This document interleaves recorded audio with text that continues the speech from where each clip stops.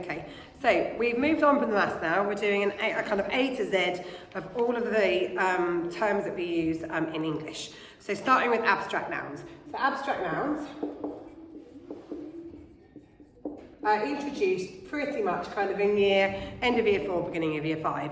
And those are feelings or concepts that can't be touched, such as love, happiness, education, fear, and we use those to kind of really sort of show emotion. Those are abstract nouns. Next one is active voice. Now active voice goes alongside with the passive voice, and this is something that is very much taught in year 5. So we have the active voice and the passive voice. And it's to do with the subject of the sentence carrying out the main action. So passive voice often uses the word by, okay? So active voice, active and passive. So the ice cream was eaten by the man is the passive voice. The man, the subject, okay, ate the ice cream. Okay, so the subject is carrying out the main action, okay, whereas in the passive it's being done to them. We often use this to show kind of control. So, for example, in year 6 when they're doing Boy in the Striped Pyjamas, it might be the German soldiers pulled the men were pulled by the German soldiers. So it shows that control. The passive shows a bit more control. Next one is adjectives. Adjectives are introduced much lower down in the school, okay? Adjectives describe nouns. So if we had the blue bear, blue is the adjective, bear is the noun. Obviously, as we go up in Key Stage 2, we'd expect them to use much more complex adjectives, okay? So let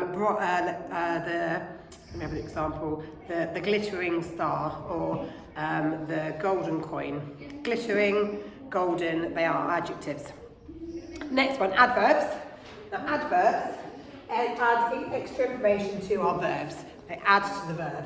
So if the verb, which is a doing word, which we'll come on to when we get to V, the adverb gives information to it. So the thing about adverbs is they don't always end in Y. So it might be the man ran, there's your verb, quickly, that's your adverb, okay?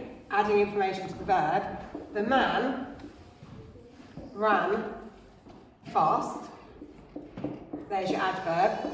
The plane flew up, up is your adverb. It's adding information to flew. Okay, the plane flew up. Children often think of adverbs just end in ly, but actually, as long as they're describing the verb. Also, it might be that they aren't straight after the verb either. So the man ran around the circle quickly. So the man ran around the playground quickly. Around is an adverb, and quickly would be the adverb as well, because it's adding information to the verb. Next one is adverbial phrase. So again, these are terms that have been used a fair bit in the last sort of few years. So an adverbial phrase is a phrase built around an adverb. So very rudely would be an example of an adverbial phrase, as quickly as possible. So it's a phrase that is structured around an adverb, okay, as quickly as possible, very rudely. Let's think, antonyms. So antonyms are basically opposites. So we have synonyms, which are the same, and we have antonyms. Now opposites, so if we had bad, the antonym would be good. But synonyms, if we had bad, the synonym would be evil, because they are similar. Okay? Articles. Articles are your words that tells you. So a goat.